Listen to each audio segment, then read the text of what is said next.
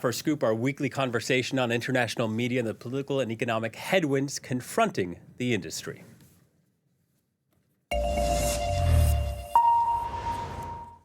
At a U.S. Senate hearing exactly 1 year ago, lawmakers grilled the TikTok CEO, the platform under scrutiny over fears that user data could be passed to the Chinese government. Wrapped up in this debate over national security were also concerns of racism and xenophobia. Regardless of whether surveillance fears were valid or not, the Senate hearing made for some uncomfortable viewing. Of what nation are you a citizen? Singapore. Are you a citizen of any other nation?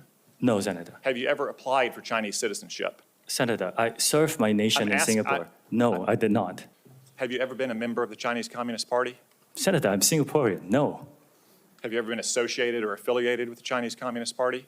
No, Senator. Again, I'm Singaporean. Let me ask you some.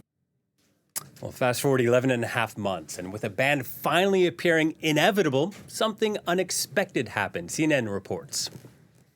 Red Note, the English name for Xiaohongshu, meaning Little Red Book, drawing comparisons to a collection of Mao Zedong's quotes, small enough to carry around.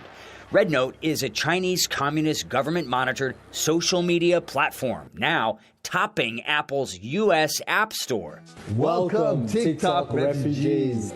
Yeah, TikTok refugees were encouraged to join Red Note and pay what was called a cat tax, posting images of them with their fluffy friends. And many users said they were delighted to connect with Chinese people on the other side of the world. CNBC has more on that experience. This is the app.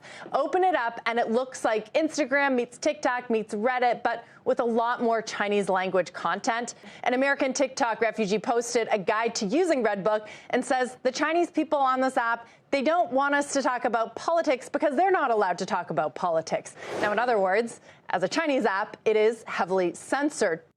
And according to a YouGov poll last October, 42% of young adults said they did not mind about online privacy, while older ones were far more concerned. Here's The Daily Show. It's gotten so bad, I can't even enjoy a cat video anymore unless I know Xi Jinping is watching me from some digital cuck chair in the corner. Well, Trump has since signed an executive order delaying the TikTok ban by 75 days. Legal experts say the case now is in something of a gray area. So what to make of all of this? Let's bring in our guests. So first of all, before I introduce you, I want a show of hands. How many of you paid that cat tax? Raise your hand if you paid the cat tax. I don't have a cat. Okay, so. That's what I was afraid of. So we're implementing a cat tax here on Scoop. Yi, you are now the Whisker Tickler. All of you have feline nicknames. Yi the Whisker Tickler. Jesse, you're Capitaine Le Fluff. And Peter, perhaps my favorite, you are Purdy Fuzzy Bottom. Pretty Fuzzy Bottom. Wow, do we not get to give you a nickname? No. Captain Catnip, maybe? I have the gavel. Let's begin here. Peter, our technology editor at France 24. First of all, how serious were these concerns over TikTok? They were serious.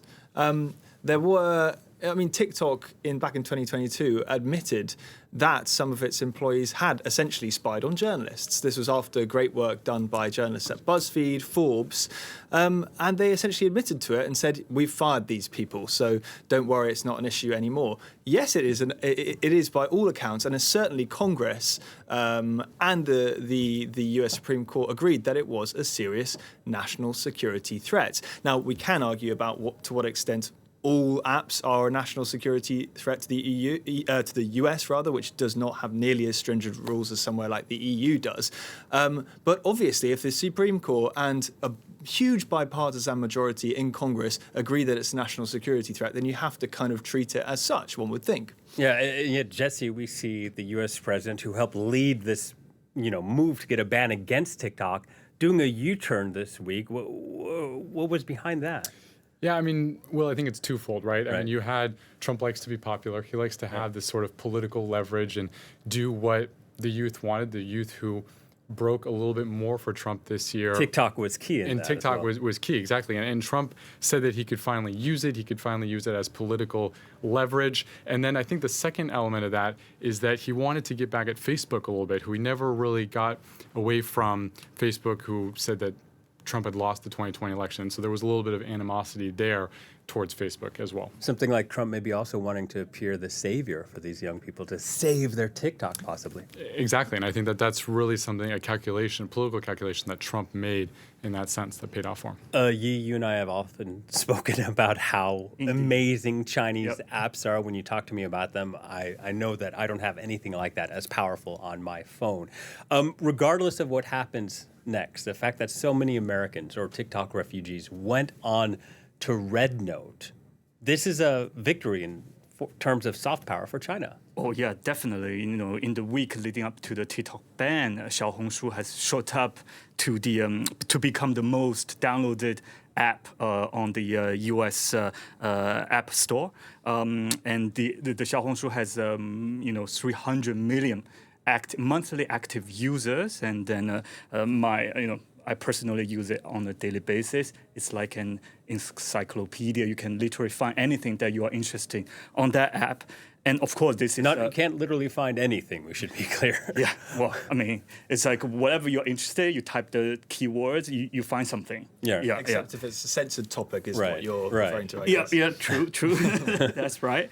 We'll come to that point a little bit later. And of course, this is a huge national pride for the Chinese to see a pure Chinese app being used by foreigners, and notably the Americans, because, the Americans, they're always, boasting their, advanced app and stuff. Right. And guess which app is on that top spot right now? Yeah. Which one? The Chinese app.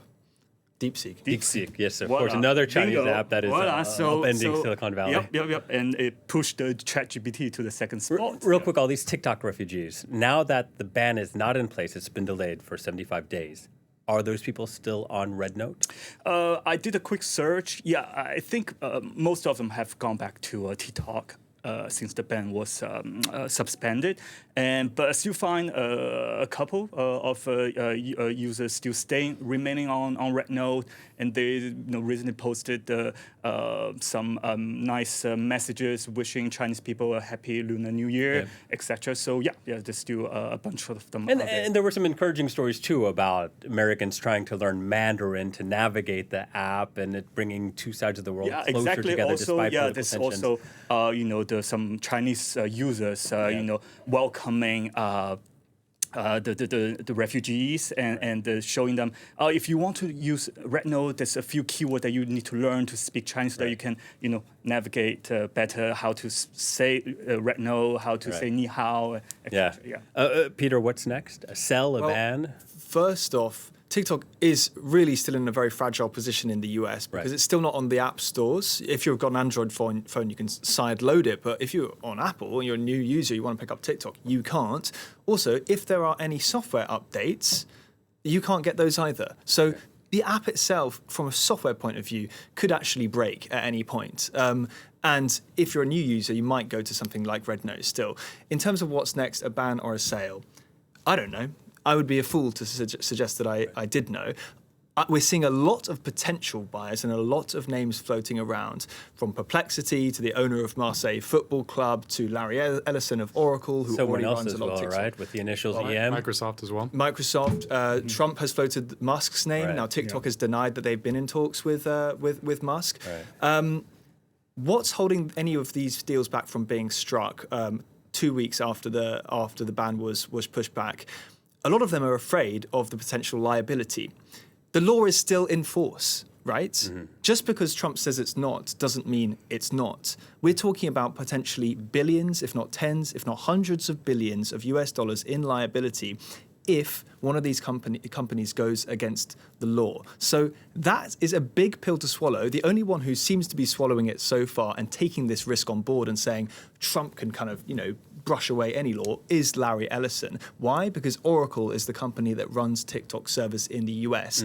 Unlike Apple and Google, who are refusing to play Trump's game and have taken it off the App Store, Oracle is still playing ball because Larry Ellison is a risk taker. And this seems like a continuation of what we've seen during the campaign, where tech is becoming more and more politicized in the US. Yeah, and what's weird is we were definitely seeing a bipartisan, a cross-party divide over this, right up until the few days before Trump entered office, when the Democrats suddenly decided to hold their hands up. And this law that they worked so hard on getting through, suddenly Biden was saying, actually, it's not really our problem.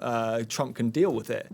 Which is bizarre because it now seems to be almost a bipartisan consensus that it's not that big a deal, TikTok being in the US or not. Right, that's hard for me to wrap my head around. Jesse, you're the host of WhatsApp Today. This is sort of an online news program catering to the youth. One of the things I'm always fascinated about is how many people get their news from social media platforms and what that means. And this impact could play a large role. What about users on TikTok? Yeah, I mean, we're seeing that 39% of U.S. Adults, sort of that 18 to 29 demographic, so when talking about that youth demographic, 39%. I mean, that's a fairly large number. And out of those 39%, 52% of TikTok users are using the app to get news. So not just the cat videos as we saw before, as funny as those may be, but really looking at that, and then that drops 30 to 49, we go down to 19%, and then the 50 to 64 demographic, it's down to 9%. So really goes to show how many people are going to TikTok. I wouldn't say it's designed for news per se, like X, where most of X users are going for their political information to see what the president has tweeted, what Elon Musk has tweeted. TikTok is a little bit different in that, a little bit less of a little less serious tone. But once you're in that ecosystem, for users that love the app, sometimes it's hard for them to find information elsewhere just because they prefer that interface or that usability. Yi, if, given what Jesse said, 2 out of 5 young adults using TikTok for their news sources, if TikTok is banned, and let's say these people flock again to Red Note, there are serious concerns about censorship. True indeed. So, I mean, I would say Red Note is even worse than TikTok because it's a pure Chinese company. Chinese Communist Party owned and operated? Based, I don't know, it's a private owned, but based in China, right. Whereas TikTok its headquarters is either in Los Angeles or Singapore, right? So, and I saw some, Chinese users when they saw all these TikTok refugees arriving, they kind of giving them, advice to help them navigate China's strict censorship, right? Telling them maybe not to post any photo involving nudity or guns. Yeah. But somehow some refugees still try to touch on sensitive topics like being open about their sexuality. And this one post speculated by someone called Andre from US, he's a non-binary, and my pronouns are they, them, theirs, and said, don't hesitate to ask me a question if you want to know about being a non-binary. And then so... Real quickly, Peter, I just want to get you to play off of that. Some cynicism about young adults and their online privacy stemming partly from the Cambridge Analytica scandal. Well, this is what I referred to earlier, that if China wants to get Americans' data, it can easily. It doesn't, it may be easier to do it through something like Red Note or TikTok, but it can do it through data brokers that sell your data. This is data that's been collected through maybe not even the main social media apps, but a hell of a lot has been taken from those as well over leaks over the years. They can access this data. This is a story we're probably going to have to revisit again in 75 days. Guys, I want to thank you very much. Our 3 journalists, cat-friendly journalists, I might add, Jesse, Peter, and Yi, thank you very much. That brings us to our quote of the week, and it comes from Britain's Economist magazine, dubbed Art of the Deal, the Chinese edition. In an article published 2 weeks ago, it said, quote, keeping TikTok alive in the long run will require Trump to persuade China to allow its sale. The outcome of that negotiation will be consequential not just for the tech industry, but for America's relationship with its main global rival. That's it for this edition of Scoop. Thank you for watching, and please stay tuned to France 24.